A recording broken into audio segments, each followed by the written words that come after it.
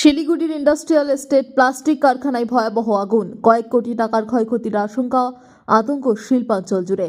সোমবার সকালে শিলিগুড়ির সেবক রোড সংলগ্ন ইন্ডাস্ট্রিয়াল এস্টেট এলাকায় একটি প্লাস্টিক কারখানায় ভয়াবহ অগ্নিকাণ্ডের ঘটনায় ব্যাপক চাঞ্চল্য। সকাল প্রায় 9টা নাগাদ আচমকায় কারখানায় আগুন লাগে।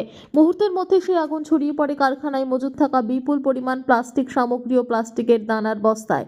আগুনের খবর পেয়ে দ্রুত ঘটনাস্থলে পৌঁছায় ভক্তিনগর থানার পুলিশ। পাশাপাশি আগুন নিয়ন্ত্রণে আনতে ছুটে আসে দমকলের 3টে ইঞ্জিন। কারখানার ভেতরে বিপুল পরিমাণ দাহ্য প্লাস্টিক সামগ্রী থাকায় আগুন দ্রুত ভয়াবহ রূপ নেয়। ঘন কালো ধোঁয়া ঢেকে যায় গোটা এলাকা। দূর দূরান্ত থেকেও দেখা যায় আগুনের ধোঁয়া। কারখানাটির আশেপাশে একাধিক কারখানা ও গুদাম থাকায় আগুন দ্রুত ছড়িয়ে পড়ার আশঙ্কা তৈরি হয়। পরিস্থিতি মোকাবিলায় দমকল কর্মীরা পাশের কারখানা ও গুদামগুলিকে নিরাপদ রাখার জন্য তৎপর হন। নিরাপত্তার কারণে সংলগ্ন এলাকায় বিদ্যুৎ সংযোগ বিচ্ছিন্ন করে দেওয়া হয়।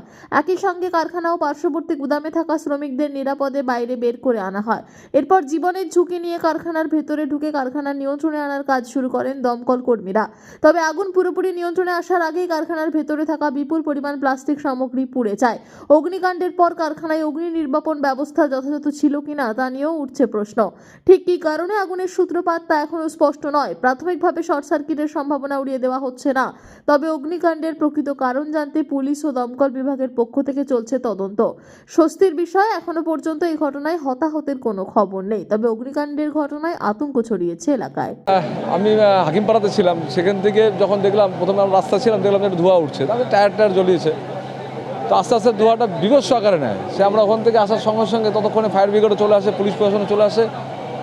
তার সাথে সাথে এখানকার যারা সাধারণ মানুষ, তারা যখন দেখতে পারে, তারাই সহযোগিতার হাত বাড়িয়ে দেয় পুলিশের সাথে সাথে, ফায়ার ব্রিগেডের সাথে, এবং খুব দ্রুততার সাথে ফায়ার ব্রিগেড সেটাকে আগুনটাকে নিয়ন্ত্রণ করে। দীপক ইন্ডাস্ট্রি, এই ইন্ডাস্ট্রির বেল্টে প্লাস্টিক কারখানা ছিল, যেখানে ছোটো ছোটো প্যাকেটিং হতো।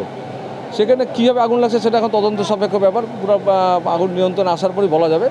তো এখন আগুন নিয়ন্ত্রণে আসে, খুব দ্রুত ফায়ার ব্রিগেড কাজ করেছে। নাহলে আরও 3টা ইঞ্জিন এই আপাতত আসছে।